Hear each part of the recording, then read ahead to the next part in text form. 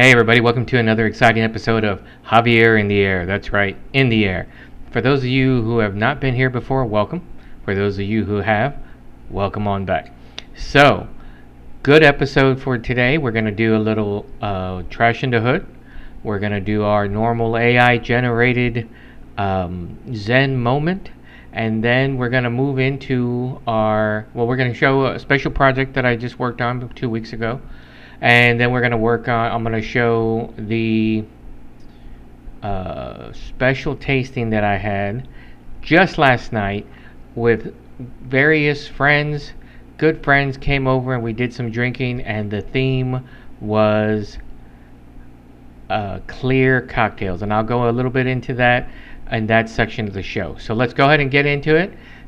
See if we can keep this one short as we've been doing all the other ones. And let's go with Trash in the Hood. Dark Frog Social Media presents Trash in the Hood, weeks 137 and 138. Alright, so welcome to week 137, day 1. So I had a map for this one because I went on a kind of a new adventure, and as you can see from the map here, the red marker is my house, and I went out to El Salito Parkway and then up a bit to Spider Lily View, and then we went Spider Lily View all the way down to I believe that was Old Mill. And so this is what we got. You see, we had a statue of 3 frogs that were filled with sand, which I didn't know to the end, and it was very heavy. A shoe, there's a sock, a mechanic's rag, a mini bottle of alcohol, lots of bits of paper and darts and weirdness like that. And then, of course, we had our normal cigarette butts, which is unfortunate, but we seem to have all the time. And I think the craziest thing really was those frogs. And then this is day 4 of week 137.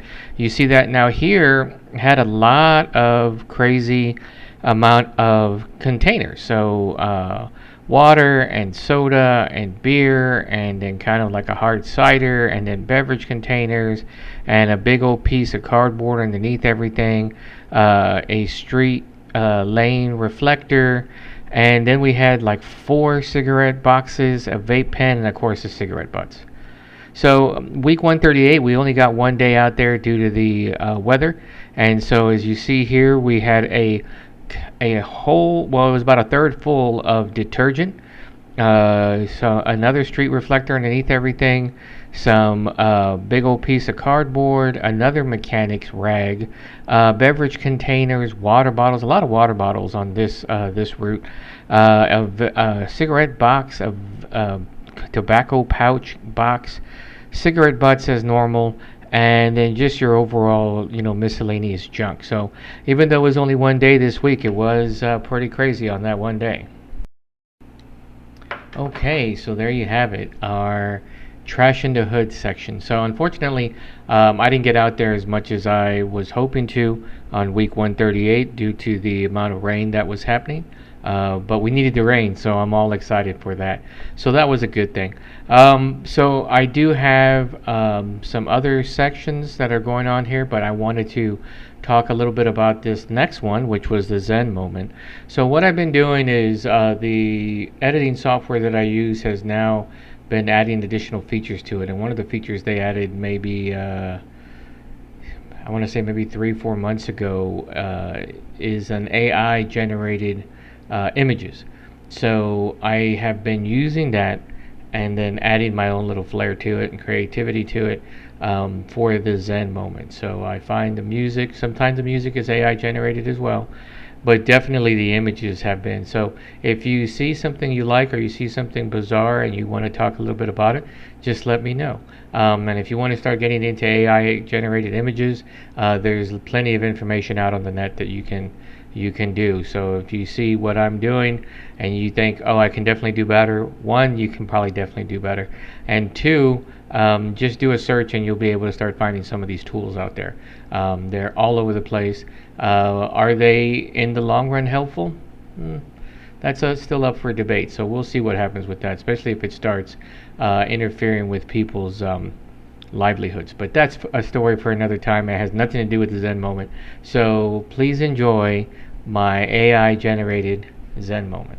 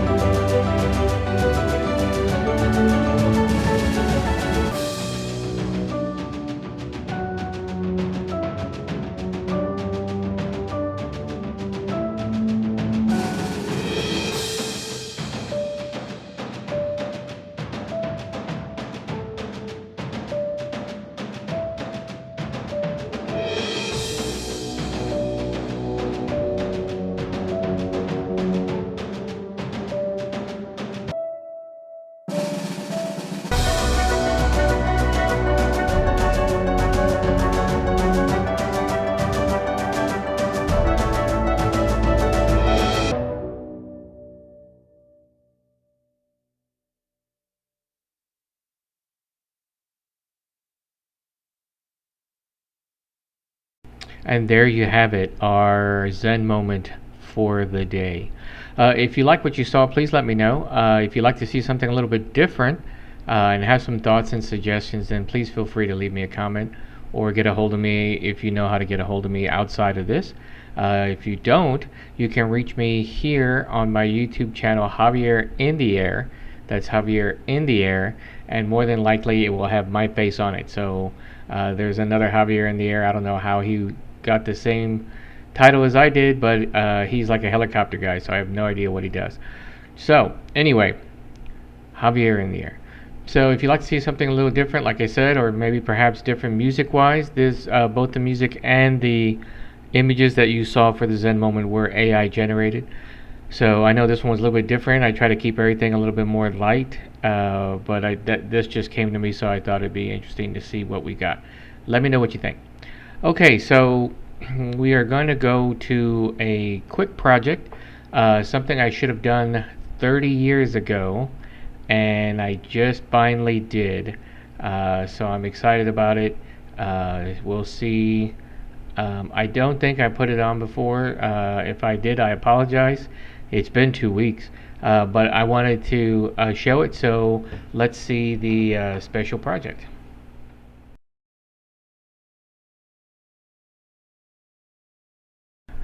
Okay, so after 30 years, this is my 36-year-old truck, by the way, but after 30 years, I finally decided that it was time to actually do the project. So about 30 years ago, people were asking me if I should or why don't I get a bed liner for the truck. So I've had various lay-on rubber type bed liners, nothing that actually fit the truck. It wasn't right for the size of the truck, but I went ahead and did it anyway. So finally, I decided to do something a little different, and I went ahead and did a roll-on liner. So roll-on liner is basically just almost like a tar, and you apply it to the bed of the truck after you thoroughly clean and wash it down and use solvents to make sure you get rid of all oil or anything like on there, and then you're supposed to rough it up. But after 36 years, my bed of my truck was pretty rough. So I was able to apply 2 coats of this roll-on bed liner. It comes with a roller, 2 rollers actually, a paintbrush to catch the crevices that you can't get with the roller, and then it's a big old gallon of this basically tar-like substance.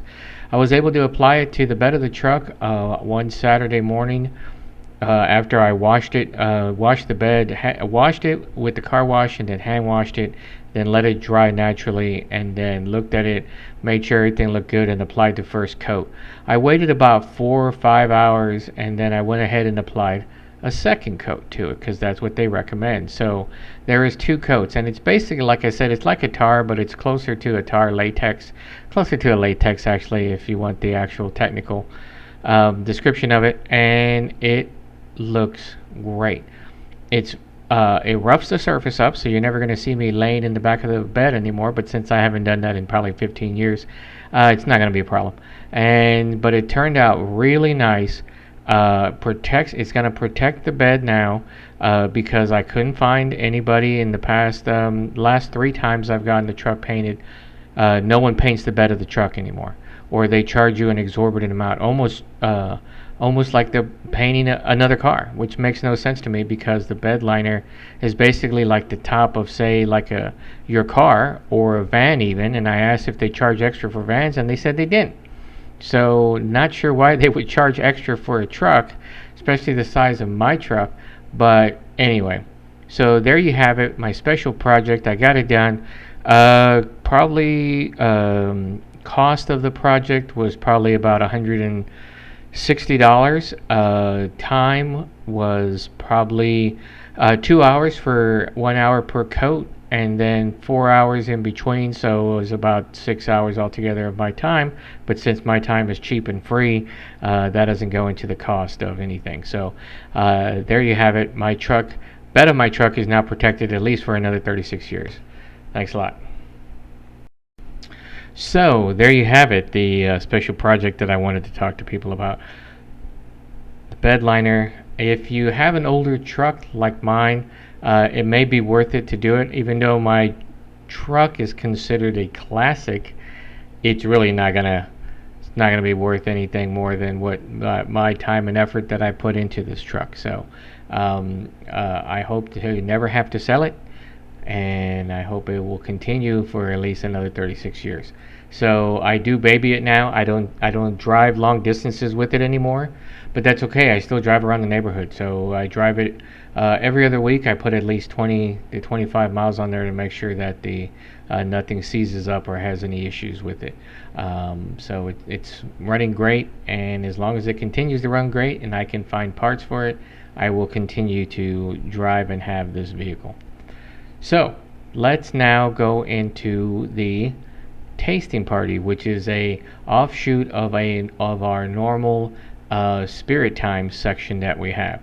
So last night, some friends and I got together here at Casa Ayala and had one of my tasting parties. So for those of you who may not know or may be interested, I started when I first moved into my house. I said I was going to be more social than I have been, especially now that I have a decent sized venue to run something like this. So I started with just a formal housewarming, and then I started throwing parties. So about every month I would decide on a theme, and the theme was comprised of either an alcohol, a wine, or a beer.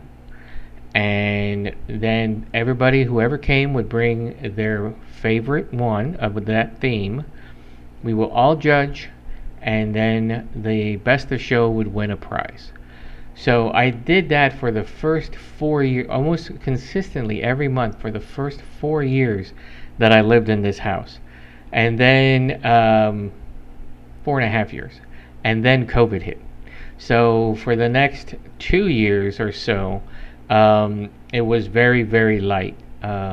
People that were in my bubble would come, or we would do a very modified tasting where everybody was staying in their bubble and was staying 6 to 8 feet away from everyone. That was a little bit tough, so we didn't get a lot of people, but it was fun anyway. So fast forward, and here we are last night, September 29th. I'm sorry, September. I don't know why I'm saying September. March 29th, and we had a fantastic time. And the theme last night was transparent cocktails. So what that meant was, and we changed it over because we were making it kind of stupid. And I say we because we all decided that it would be transparent cocktails last month, or earlier this month in the last tasting. So you start with a transparent alcohols such as white tequila, gin, white rum, vodka, something along those lines. And then you would add your mixers to it. Now, hopefully, if you were doing it right, we were hoping that all the mixers would also be at least clear, not clear, at least transparent as you can see through the liquid. And for the most part, they were. So it turned out to be really good. We had some really great ones here. Let's see. It looks like we had gummy bear. I don't know what that other one is. It only got one vote. Something called Mango Madness that are normal fans and members of the show who've been on the show many times, James and Julia Takashita. We also had something called Limeade Plus Gin. And then we had something called Ruby Red, which was actually a canned cocktail that one of our participants brought and said, I don't care if I win or not, or if I get disqualified. This is so good, I wanted everybody to share in it. And it turns out it was pretty good. And then we had something called vasectomy. So, as you know, everybody gets into, you'll now know, everybody gets into the spirit of doing this, so it's fantastic to do it. So it's going to be, it was a fantastic night last night.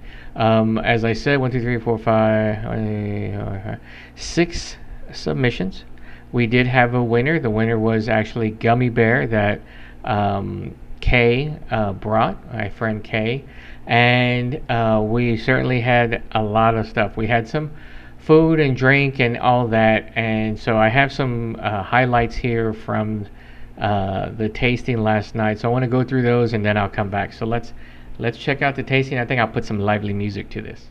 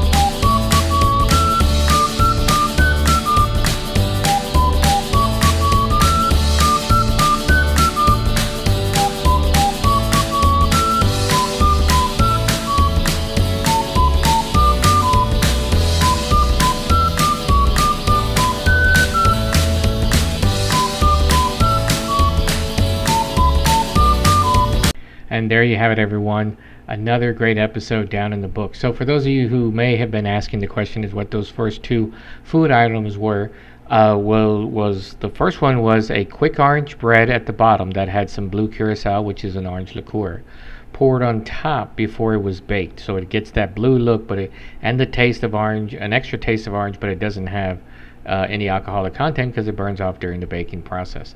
The one on the right was one of my favorite things to make of all time for parties like this: bacon wrapped dates. That's right, bacon wrapped dates.